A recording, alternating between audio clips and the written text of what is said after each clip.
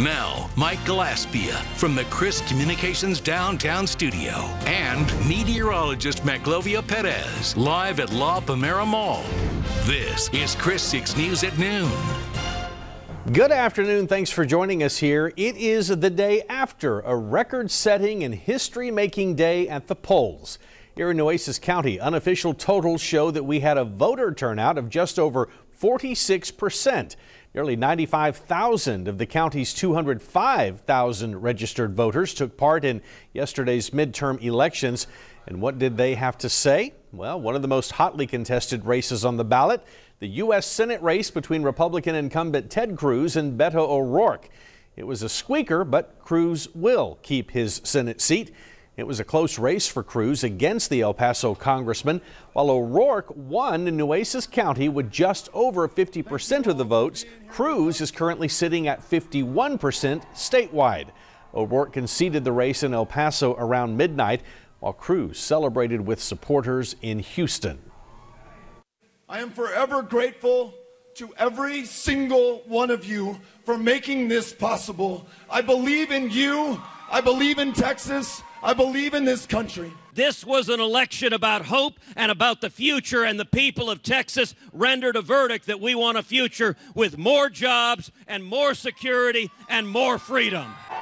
Now, the win gives Cruz a second term in the Senate and continues Republican dominance of statewide elective offices here in Texas. Republican incumbent Michael Cloud will also keep his District 27 congressional seat. You may remember he won the emergency special election in July to serve out the remainder of Blake Farenthold's term, which expires in January. Cloud beat out his opponents with 60% of the vote.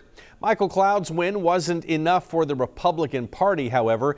They lost control of the House in yesterday's midterms.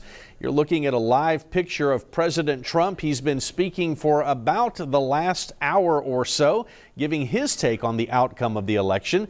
He says Republicans defied history yesterday despite the loss of the House.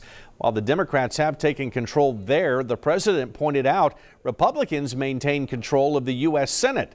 Mr. Trump said now is the time for both parties to work together on issues that include infrastructure, health care, and environmental concerns. Republican Governor Greg Abbott wins another term here in our state. He easily beat out Democrat Lupe Valdez and Libertarian Mark Tippett. Another Republican incumbent celebrating today is Lieutenant Governor Dan Patrick. Unofficial returns show Patrick has 55% of the vote over challengers Mike Collier and Kerry Douglas. Republican Ken Paxton also won re-election. The incumbent Texas Attorney General leads Democratic challenger Justin Nelson by just 4%. Nelson conceded to Paxton a little after 10 last night. Well, a big local race that generated a lot of interest was the one for Nueces County Judge.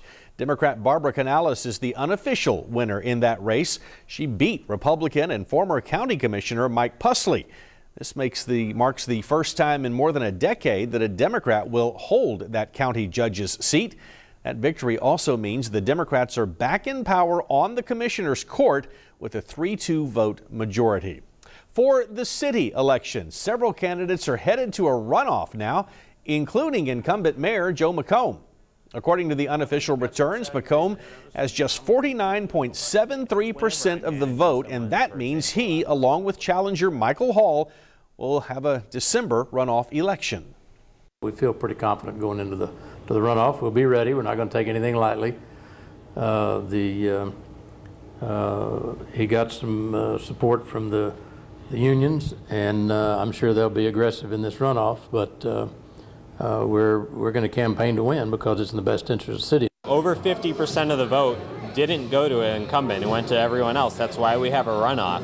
If those same people still want change, they still have that chance. I'm still in this race, and I need them to rally behind me and show Corpus Christi that we want something new and we want to see that change come through. Other races going to a runoff include the City Council District 1, District 2, District 3, and District 5 seats. Early voting for the runoff will begin Monday, December 10th, and run through Saturday, December 15th. The runoff election day will be Tuesday, December 18th. The new council won't take their seats until sometime in January. Well, take a look at this. It was another big issue on the ballot. CCISD's $210 million bond package. Voters said yes to that proposal with 52% of the vote. The bond package calls for a new high school to replace the old Carroll High School. Some of that money will also pay for safety and security upgrades on all district campuses.